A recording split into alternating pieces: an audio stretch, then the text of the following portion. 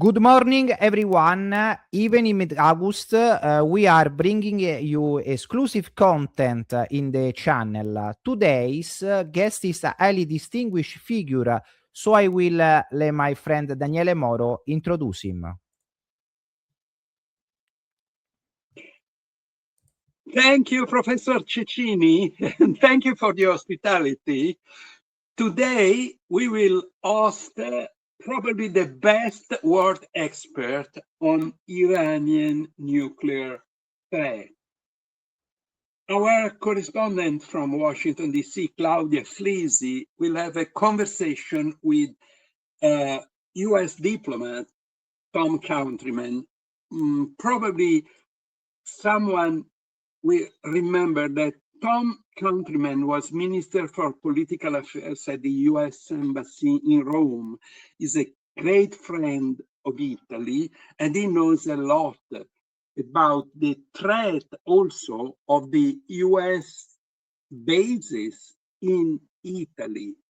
You see from the media also in Italy today that this is an issue of great concern for Italy, Europe, and the transatlantic relation. Tom Countryman was the person in charge for State Department to the verification of nuclear compromise between President Obama, US President Obama, and the Iranian leadership.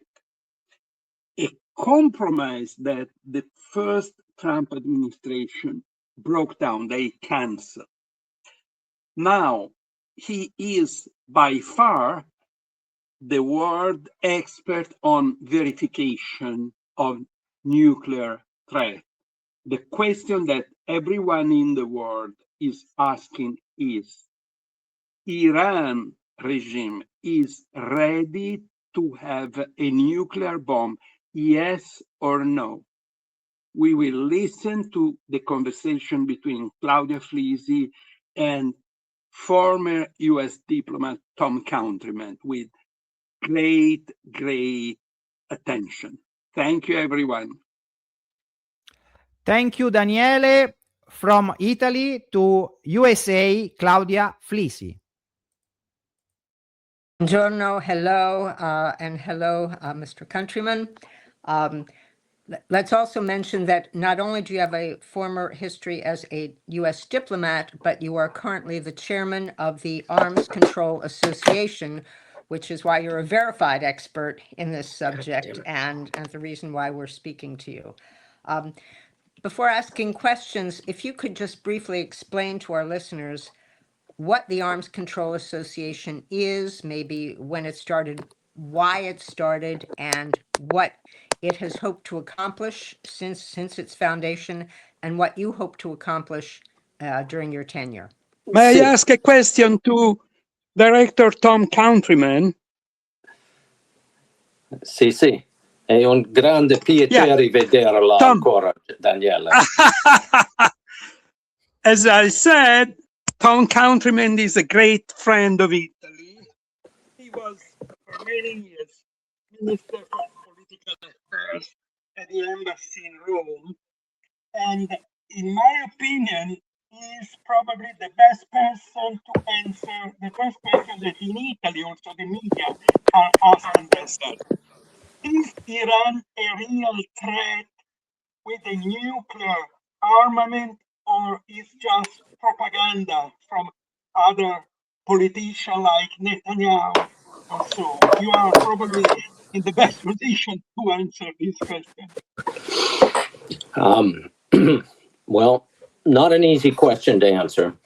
Iran is not an immediate threat to obtain and use a nuclear weapon, no matter what Mr. Trump and Mr. Netanyahu say.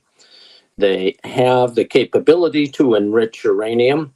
If they are left undisturbed, they could enrich it up to 90%, which is good enough to make a weapon.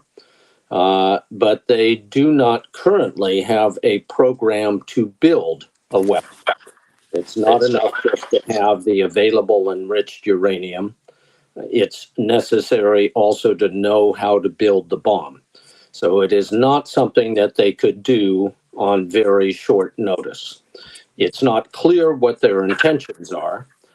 In my opinion, the US and Israeli war against Iran has given the Iranian regime more incentive to move forward with nuclear weapons in the future.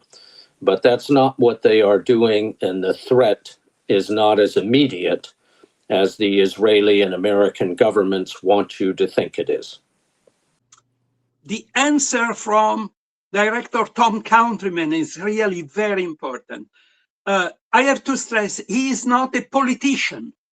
He is what in Italian we say, an expert, a tecnico, is someone who worked for years on behalf of the United States administrations. He knows what he's saying. And he's saying that Iran is not ready to have a nuclear bomb. And here come again Claudia FLISI from Washington, D.C.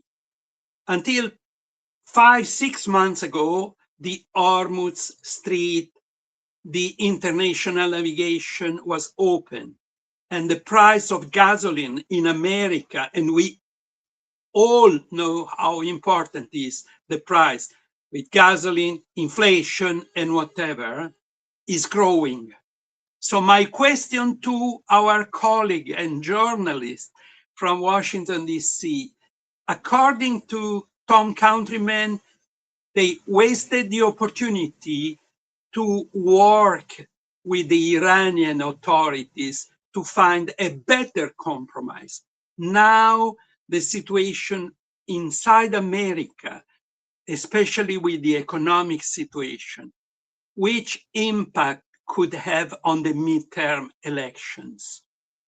Well, in part, the last presidential election was won on the price of eggs because the price of eggs had increased dramatically, and for mysterious reasons, this had an inordinate effect on or at least on the publicity that surrounded the election and was part of the drama that enabled the Republican candidate to win. Prices were going up because the price of eggs was way too high.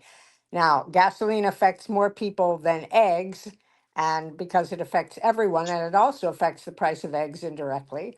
So the cost of gasoline will obviously be used, if it's being used effectively by the Democrats, by Democrats and independents against Republican candidates, it will be used to see what impact this will have on the midterms. We don't know, but we know that Democrats and independents who are running against Republicans presumably will be using it, although always at a local basis, because it's never a national issue that wins state elections. It's local issues.